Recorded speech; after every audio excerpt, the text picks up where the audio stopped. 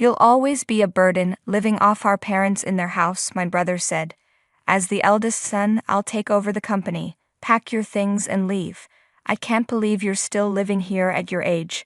Go live on your own. My brother and his wife yelled at me after our father passed away. Then his wife threw water on me and laughed. How could they treat me like this, especially since they don't know I'm the one chosen to take over the company? I can't take this insult anymore. I've decided to cut ties with them and get back at them somehow. My name is Brenda, and I'm a 35-year-old company employee. I live at home, taking care of my mother, who recovered from a serious illness. I lead a busy life. I once hoped to marry by 28 and have kids by 30, but since that didn't happen, I've decided not to marry and to live independently. What I look forward to the most is having dessert with my mom at a new cafe on the weekends. Mom, should we go to the cafe this weekend? I heard they have a new strawberry parfait. Want to try it? That sounds delicious. Let's go, I'm looking forward to it. My mother enjoys these outings as much as I do. The weekdays are busy, but having something to look forward to keeps me going. We'll make it to Saturday, Mom, but don't overdo it. My mother had heart surgery 3 years ago, and at one point we were preparing for the worst, but she recovered quickly and is still with us. She has regular checkups every 2 weeks, takes lots of medicine, and stays healthy by exercising. Brenda, thank you so much. Because of you, I've been able to stay healthy. I thought it was the end, but I'm glad I fought through the treatment. My mom usually has to watch her diet, but once a month her doctor lets her eat whatever she wants. She looks forward to these outings with me. It might seem odd for a 35-year-old to enjoy going out with her mom, but it's a special time for me.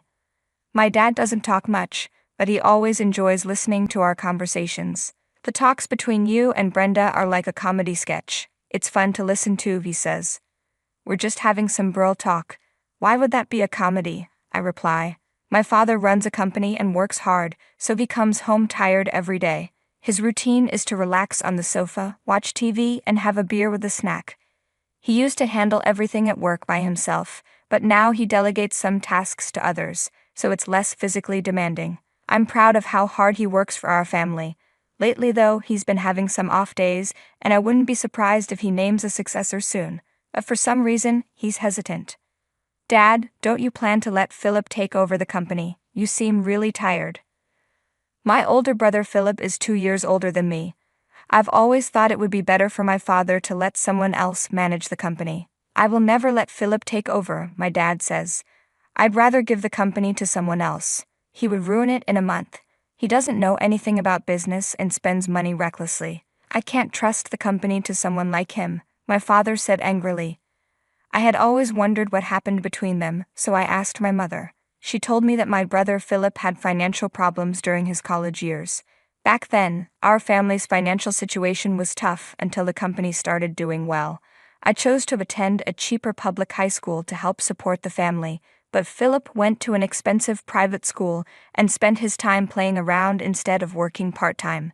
Even after Philip became an adult, my father asked him several times to help with the company. Philip always refused, saying, "Why should I help with a failing company? You started it because you liked it, so deal with it yourself." On top of that, Philip repeatedly used the company's money for his nightlife, eventually becoming uncontrollable. My parents didn't want to show me their struggles, so they kept quiet about Philip's issues for a long time. I wonder why Philip became so selfish, my mother said sadly. We raised both of you the same way, and we didn't spoil him. Philip was always full of complaints and sarcasm, with a narrow-minded personality. This year, Philip turned 37 and is set to marry his girlfriend, who is 7 years younger than him, after a long relationship. Just a week ago, I got a call from him saying he would come to greet us. But instead of calling our parents, he called me.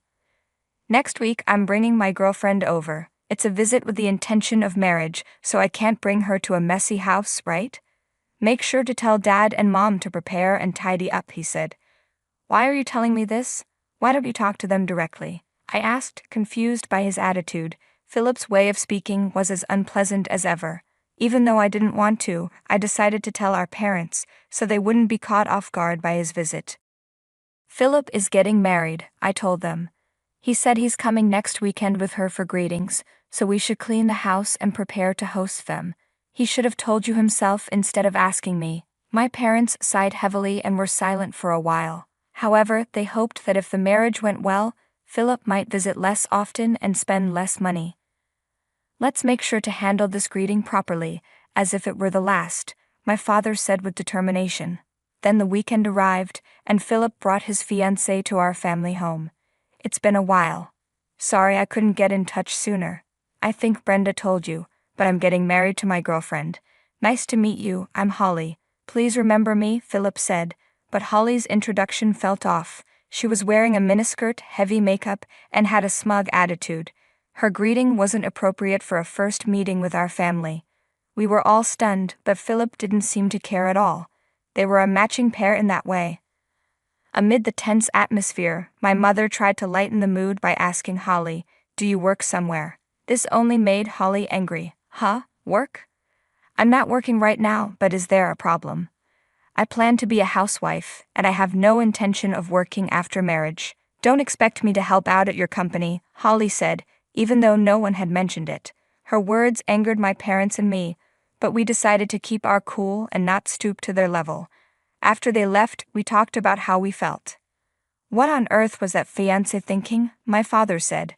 She spoke as if she was looking down on my company. What does Philip see in such a rude and presumptuous woman? It's really terrible.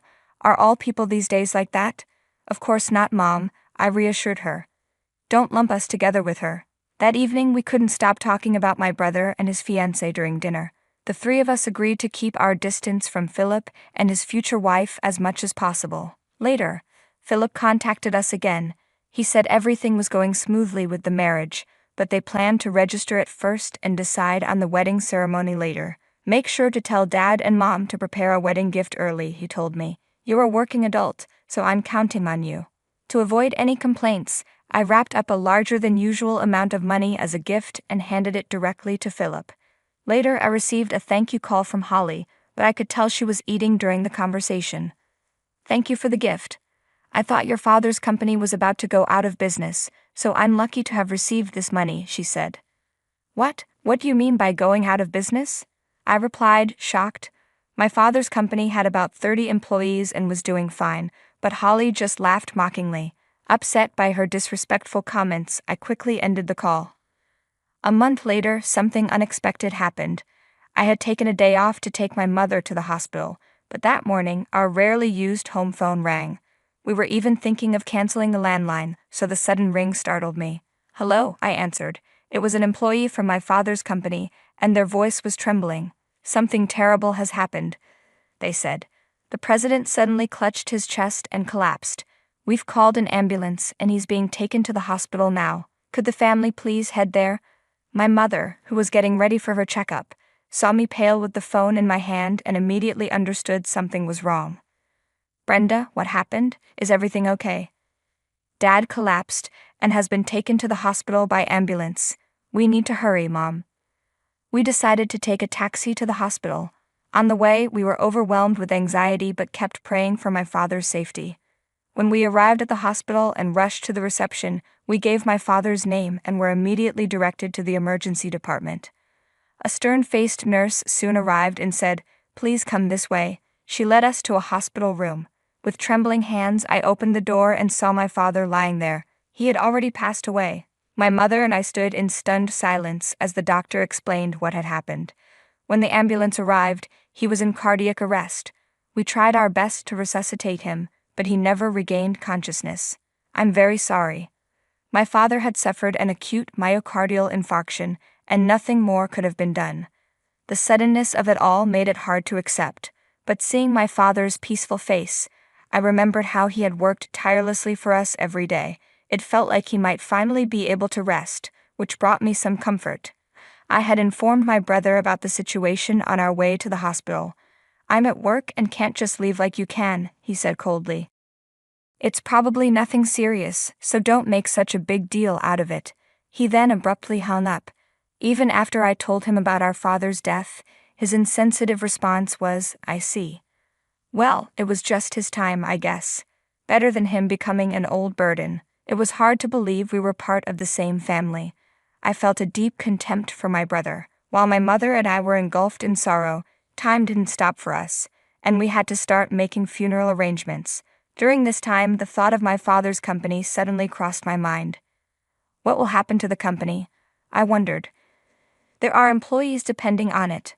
I murmured, and then my mother pulled out a notebook. This is a manual for managing the business that your father worked on for a long time. If you're willing, Brenda, he wanted you to take over the company. What do you think? The thick notebook she handed me was packed with information and know-how my father had gathered over the years. His presence was immense, and the hole in my heart wouldn't be filled. But once the funeral was over, I would have to face reality. I'll do it, Mom. I'll try my best. There was no reason for me to refuse. Deep down, I had always felt that someday I might need to take over my father's business. The funeral was scheduled for the following day. At the funeral, my brother and his wife made an unbelievable statement. Hey, Brenda, how long do you plan to mooch off our parents and live at home? What do you mean by that? I couldn't understand why they would bring this up at such a time. You're just a parasite living off Mom. As the eldest son, I will take over the management of the company. Pack your bags and get out of here. I can't believe you're living at home at your age, depending on your parents. Live a more independent life. His wife then threw water in my face from a glass and laughed loudly. I couldn't take it anymore. There was no reason for me to be insulted so unreasonably. I vowed to cut ties with these two and retaliate against them by any means necessary. Fine, I'll leave this house. When I declared my decision to leave, they were unnaturally pleased. Now Dad's company and the house will be mine. Plus, if we live with Mom, we can manage her pension. That's right, Philip. What a great idea. We'll be rich, and if you're the president, I'll be the president's wife.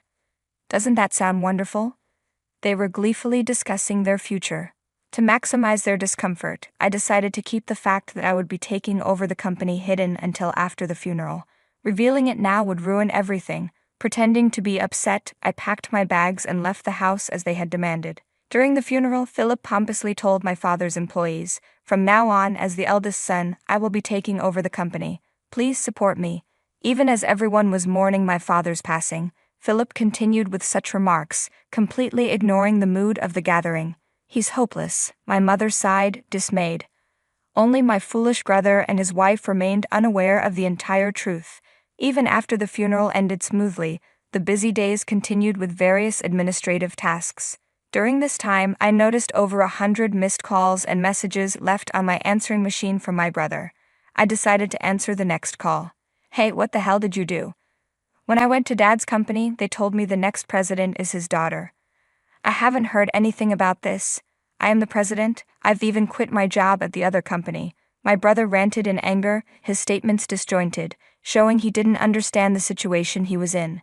He had excitedly gone to the company to introduce himself as the new president, only to be coldly received and ignored by all employees. "How could Dad leave his precious company to someone like you who only thinks about himself?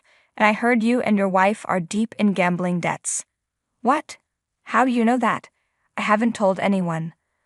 When I resigned from my previous job, I had mentioned taking over my father's company. When you have a sibling, it's a good idea to do a background check.